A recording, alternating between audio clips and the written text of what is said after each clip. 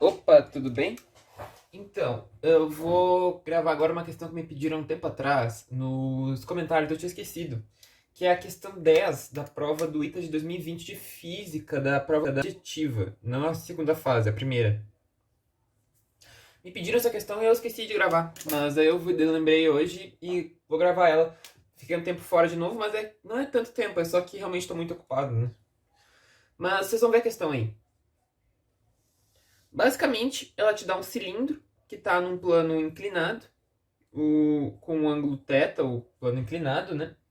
E ele pede qual que é o valor da corrente I necessária para manter o cilindro parado em equilíbrio, porque tem em volta do cilindro tem N espiras que estão rodeadas e com corrente. Basicamente é isso. E aí ele pede qual que é o valor da corrente para manter o cilindro em equilíbrio. A questão é basicamente essa. Vocês viram a questão aí? Ah, só um detalhe: tem um campo magnético na direção vertical e ele quer manter o cilindro no equilíbrio. Bem, para manter o cilindro no equilíbrio, existe uma força de atrito que ela vai necessariamente ter que produzir um torque que vai equilibrar o torque da espira. Vale lembrar que toda vez que tu tem uma espira percorrida por campo magnético que não esteja perpendicular ao vetor área da espira, existe torque na espira, ela tem tendência a girar. Então, ia ter uma tendência de ocorrer um giro no cilindro por causa do campo magnético, por causa da força magnética gerada. Para equilibrar isso, vai ter que existir alguma força que equilibre esse torque, que vai ser o atrito. Porque a força peso, como ela age no centro do corpo, ela não produz torque aplicado no centro. E nem é normal porque ela aponta para o centro. Então vai ser o atrito que vai conseguir equilibrar esse torque. Essa vai ser a ideia que a gente vai fazer. Então, qual que é a ideia? Eu tenho que achar qual que é o torque produzido pela espira. Eu vou pensar direto em momento. Depois eu vou ter que fazer um equilíbrio de forças, porque também o cilindro está equilibrado em translação. Então existe equilíbrio de força, mas é mais simples. Vamos primeiro para a parte mais complicada, que é achar o torque, de fato, agindo sobre essa espira. Dois mecanismos. O primeiro é uma forma normal de resolver e outra é uma fórmula que é já bisurada para isso. Vou fazer primeiro do jeito tradicional. Como é que seria o jeito tradicional? Eu tenho a espira e tenho o campo magnético. Então eu vou pensar o seguinte: aqui está a minha espira. O N espiras, depois eu conto esse N como multiplicando só. Mas a ideia é que o campo magnético vai estar aqui. E eu quero decompor esse campo na direção perpendicular à área da espira e na direção que é na direção perpendicular à área da espira e na direção da área da espira. Então vai ter esse campo aqui que eu vou chamar de B normal e esse campo aqui que eu vou chamar de B tangente. Vou decompor ele. O ângulo de decomposição ali é o ângulo. Aqui é o ângulo θ. Não sei se dá pra ver mais claramente, mas ó. Esse ângulo aqui, ele é θ, por causa do paralelismo. Então ali também é θ, porque aqui é 90. Então esse aqui é θ. Sendo assim, eu consigo que o B normal, o normal, né? Ele é o meu campo cosseno de θ. E o B tangente é B seno de θ. Ok? Agora vamos analisar a espira, que ela é retangular, ele falou. E ele me deu os comprimentos dela. Vou desenhar a espira aqui. Basicamente, ela tem uma largura B aqui, que seria a largura do cilindro, e aqui o raio é A, então isso aqui é 2A. É percorrida por corrente, então vai ter corrente elétrica. Qual que é a ideia aqui? Não existe força magnética total, porque se vocês já trabalham com espira, vocês sabem disso, né? A força total aplicada na espira quando tem campo magnético, ela é zero, mas ela produz um torque que faz a espira girar. É como funciona o motor, né? Então, a gente tem que descobrir como é que é esse torque. Para isso, eu vou decompor a força em cada trecho. Vamos pegar primeiro, tem dois campos magnéticos que a gente tem que analisar. Então, eu vou pegar primeiro o campo tangente. O campo tangente, vamos analisar o que o campo tangente produz nesse trecho. Eu vou botar A, B, C, D. Bem, no trecho AB, o campo tangente, seria para cá, né? Ele não produz efeito, porque a corrente está no mesmo sentido. Então, a força magnética AB referente ao campo tangente é zero. Igual a CD, né? Não produz força. tangente é zero. Porque está corrente no mesmo sentido. Agora, em AD e BC, sim. Bem, da regra da mão direita, ó, o meu campo tangente é para cá. A minha corrente está para baixo. Da regra da mão direita, vocês devem estar fazendo, se vocês fizerem ali a regra da mão direita, ó, meu polegar aponta para baixo. Então ele está entrando no plano, a força. Então a força BC do tangente, ela está entrando no plano, ela existe e vale B tangente vezes a corrente vezes B. Ela é igual em módulo a no outro lado, porque a corrente é a mesma, o tamanho do outro lado é o mesmo, e o campo magnético tangente é o mesmo. O que vai mudar? O sentido, porque nesse caso da regra da mão direita, ó, corrente, o campo tá para cá, né? Força para cima, apontando, saindo do... Aqui eu botei aqui entrando, né? E aqui saindo. Aqui, saindo. Mas o valor é o mesmo, né? F. Vou botar menos F, porque é o sentido contrário. Então isso aqui é igual a F AD tangente. Tá. Esses dois efeitos, eles vão produzir um torque. Porque a resultante total é zero, porque elas estão no sentido contrário e tem o mesmo valor. Mas vai ter um torque efetivo. Porque, né? Eu tenho um braço de alavanca aqui, né? Posso pegar em qualquer ponto. Isso é um binário, né? É como se fosse um binário. Não é como não. É um binário, né? Eu posso pegar o momento em relação aqui, eu multiplico. Vai ser somar com o momento daqui. Eu produzo um efeito de um binário. Então tem torque aí, tem momento. Tem que contabilizar isso. Bem, agora vamos analisar, então, o efeito do outro campo, o que é perpendicular ao plano da espira. O efeito do campo perpendicular, ele vai ser nessa direção aqui, campo perpendicular. Ele vai produzir efeito sobre os 4 eixos da minha espira. Os 4 lados, né? O A, o B, o C e o D. No AB, pela regra da mão direita, corrente, campo, força. Ela é para baixo, a força. Então, nesse trecho aqui, a força é para baixo. No outro lado, é a mesma coisa, só que sentido contrário, porque a corrente mudou de lado, né? Então, vai ser F, CD. Vão se anular, né? No caso de AD, corrente, campo, força. Ela é para direita. No caso de BC, sentido contrário para a esquerda, vão se anular também. BC. Então, daqui a gente tira o quê? Que a força total se anula e não tem torque, porque está tudo no mesmo plano. Força no mesmo plano, não existe produto vetorial, não existe momento, né? Então, esse efeito é nulo. Não tem efeito nenhum aqui. É tudo nulo. Então, o único efeito que existe, de fato, na espira é esse aqui, que é o efeito de torque produzido por aqui. Não é de força resultante, é de torque. Qual que vai ser o torque? É o binário, né? Então, vou redesenhar minha espira de novo, pela terceira vez. Aqui. Tem uma força entrando, uma força saindo. Posso pegar o momento em relação a qualquer ponto que eu quiser. Vou pegar em relação ao centro. Daqui até aqui é A. Daqui até aqui é A também.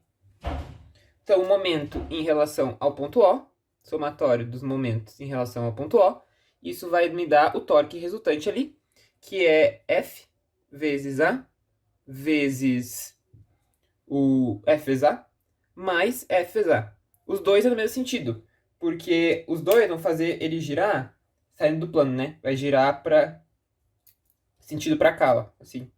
Vai fazer esse giro assim. Vai fazer esse giro. Os dois fazem o mesmo sentido, né? Faz girar no mesmo sentido, então é somado dá 2FA, que é o momento de um binário, né? O binário ele é a distância vezes a força. Ok, fechou. Esse é o momento.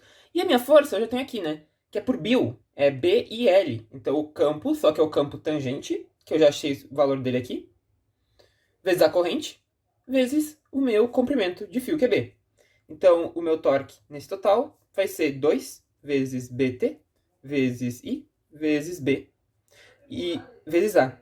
E BT, ele é B seno. Então vai ser 2B e BA seno θ. Esse é meu torque total.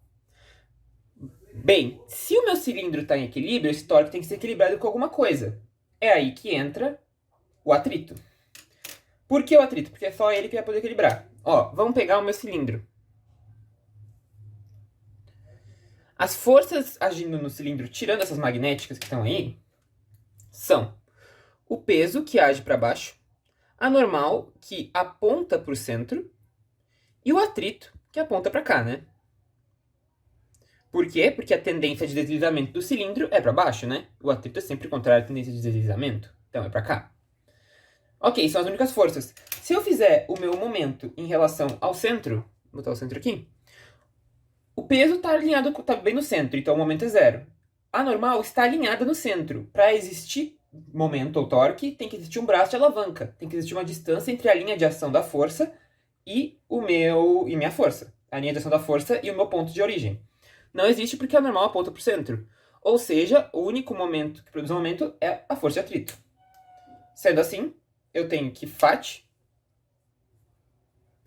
vezes essa distância, que é o raio do meu cilindro, que ele me deu, vale A, né? É igual ao torque produzido aqui. Esse torque vai ter que equilibrar o torque da força magnética para o sistema funcionar. Senão ele começaria a girar, né? Tem que equilibrar. Sendo assim, esse vai ter que ser igual a esse aqui. O que dá aqui Φ vezes A é igual a 2B e Bzinho A seno θ. O A corta. Falta achar o Φ. O Φ é normal vezes μ? Não, não é normal vezes μ. Porque em nenhum momento ele falou que ele está no força de atrito estático máximo. Isso é o máximo, ele não falou que está no máximo. O Φ ele vai ter que equilibrar o cilindro por equilíbrio de forças. As forças magnéticas, elas se equilibram mutuamente, porque são iguais, então eu não tenho que contar. As forças efetivas atuando, então, seriam o força de atrito, normal e peso. Fazer o equilíbrio em x e em y. Bem, o ângulo aqui é θ, né? O que implica que esse ângulo aqui também é θ. Sendo assim, a gente fica que normal vai ser igual a P cosseno θ. E que o equilíbrio em x vai ficar que a Φ é igual a P seno θ. Que é mg seno θ.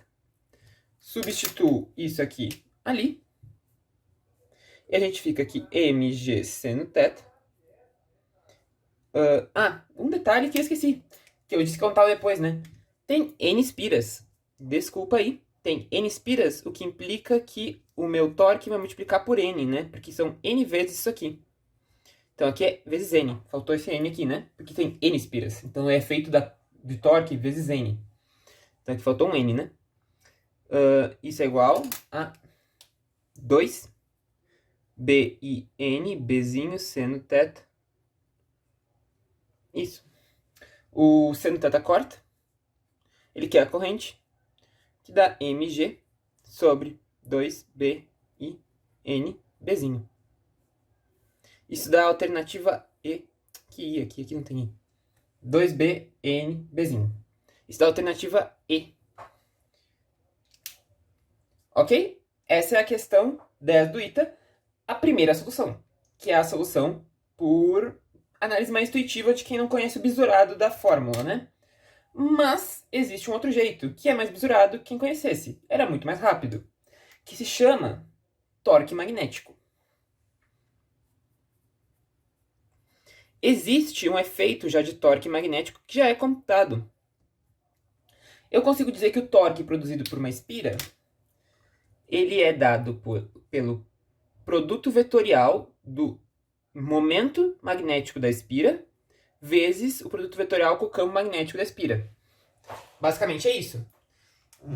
O que é o momento magnético da espira? Ele é um vetor que tem a direção do vetor área, ele tem a direção do vetor área, mas o módulo dele é n i a. Então ele é a direção do vetor área, só que n i. Então é a corrente vezes o número de espiras vezes a área.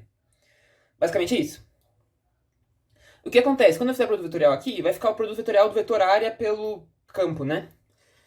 Então, tem que lembrar o que é o produto vetorial, né? Se eu pegar minha espira, o vetor área, ele sempre aponta perpendicular à espira, né? O meu campo magnético, ele estava na direção vertical.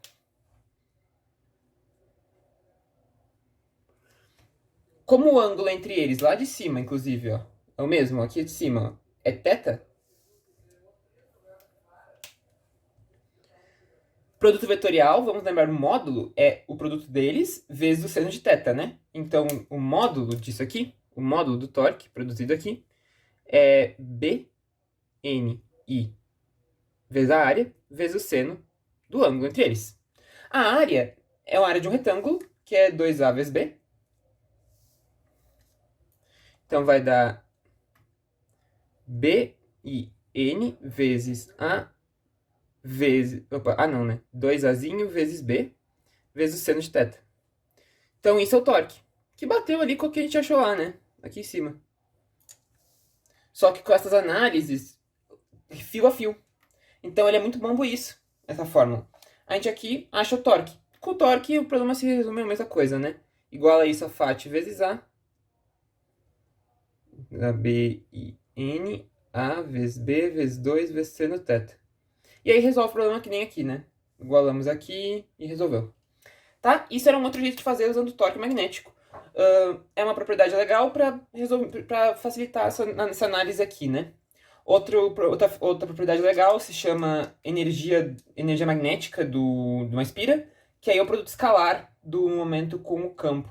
Então isso te dá energia potencial magnética já, se tu quiser. É um jeito mais prático. É isso. Se gostou do vídeo, gente, curte, comenta, compartilha, se inscreve no canal. Ativa o sininho para receber notificação quando eu ver vídeo novo. Na descrição do vídeo eu vou deixar e-mail para quem tiver interesse em aula particular. E é isto. Um abraço e até a próxima. Valeu!